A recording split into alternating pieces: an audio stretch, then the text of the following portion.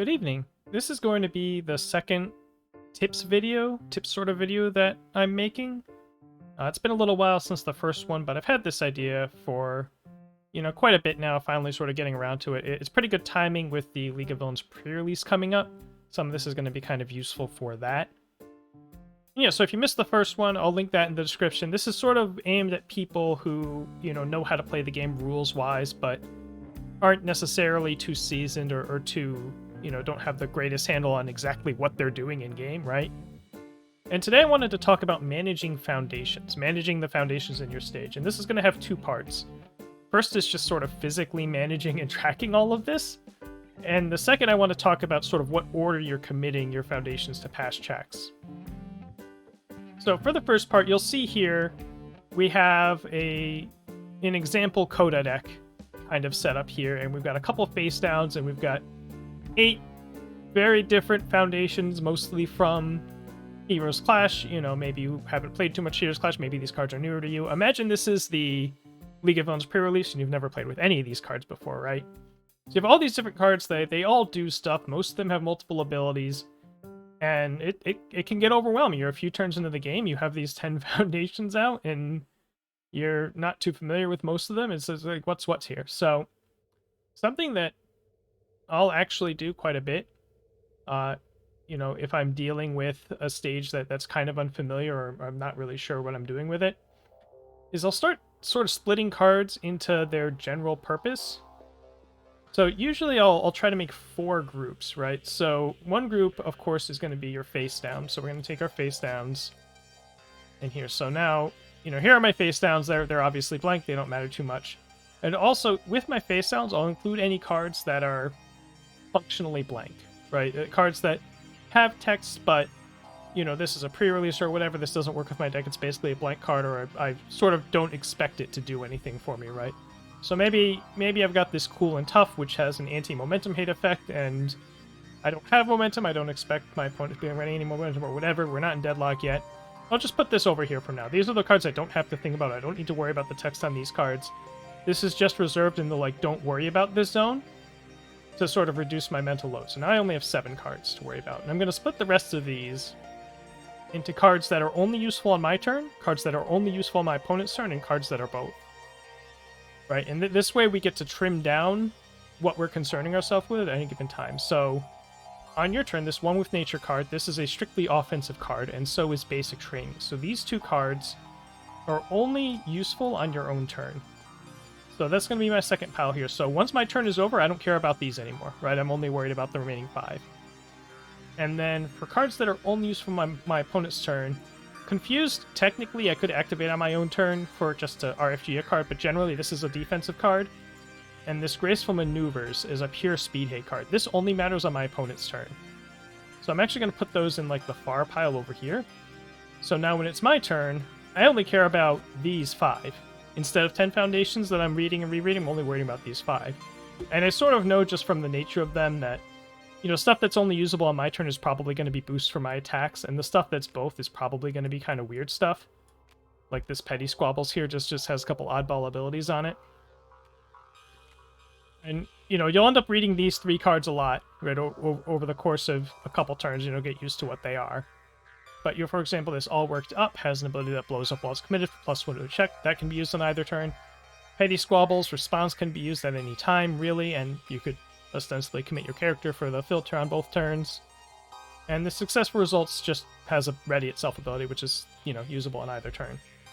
So this is just like a little tip to try to make sense out of a bunch of new unfamiliar cards.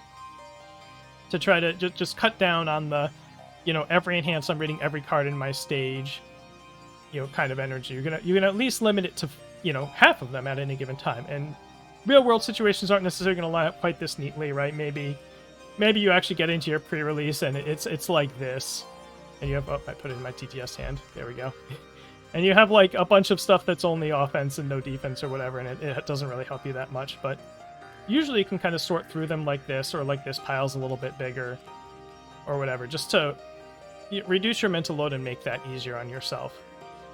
And this will also help, if you're not feeling, pressure to not be slow. 'Cause, you're local, somebody's sitting across from the table. You feel bad if you're sitting there reading 10 cards every enhance, right? This can help you not miss things, right? You can boil it down to what's really important for this turn, right? So that was the first tip. And now the second thing, kind of a separate topic, but same pile of cards here, is what order do we commit stuff in? So, I see a lot of players, they're choosing what cards to commit, and that's a decision, right? You need to commit cards to pass this check, and you can't play abilities on committed cards, so you have to really make a choice about which ones you're giving up. And so to start out, the easiest answer, right, is to just always commit your face downs first. But it's actually not always quite that simple. So what we have here, we have a couple cards here. And these cards aren't too common, but they do exist there's a pretty decent amount of them. There's like, 4 or 5 already, and probably a few more in League of Villains. So this card all worked up here.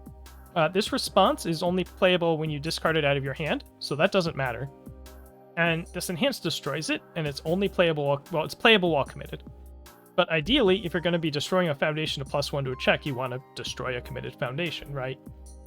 So you would actually prioritize a card like this before your face downs. Any card where its only relevant text is playable while committed, and it blows up to do the thing, you want committed, before you're going to activate the ability. These should be the first things you commit. And Cool and Tough also, if they're not in deadlock, is in the same boat. Response remove, playable while committed. So you would actually commit these two before you'd commit any of your face downs.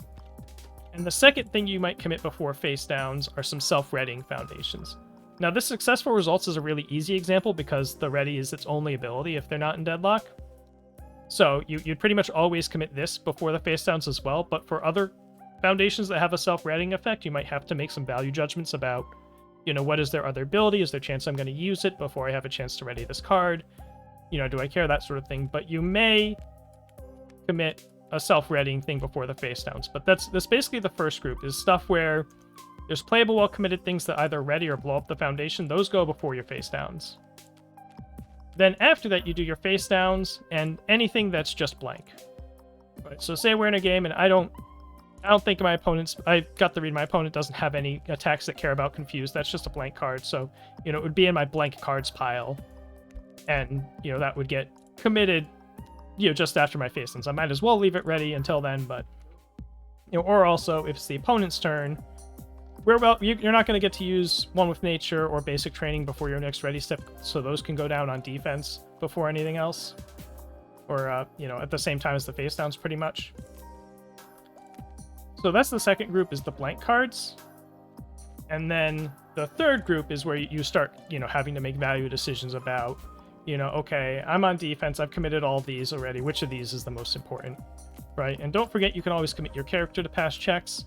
Coda has a potentially useful defensive enhance, so you might, he wouldn't go down until all these are down, pretty much, but, you might decide, okay, we'll give up Coda first, and then we'll give up the Confused or whatever. But really the main driver is to make sure you think about what order you're committing things in, and maybe, even before it comes up, make some mental notes. If you have a card like All Worked Up in the pre-release where it's just a destroy playable while committed, then make a mental note to make sure you're committing that before you start giving up face downs. And then your face downs, and just be aware of what other foundations are blank. Another group along with the blanks would be if it's playable while committed but doesn't blow up, but it's like a flip or something. You get some league invitations, for instance, on defense where you can't play your turn enhance anymore. You might as well commit that first, but you don't get any benefit out of being committed. It's just free. So yeah, just wanted to touch on that.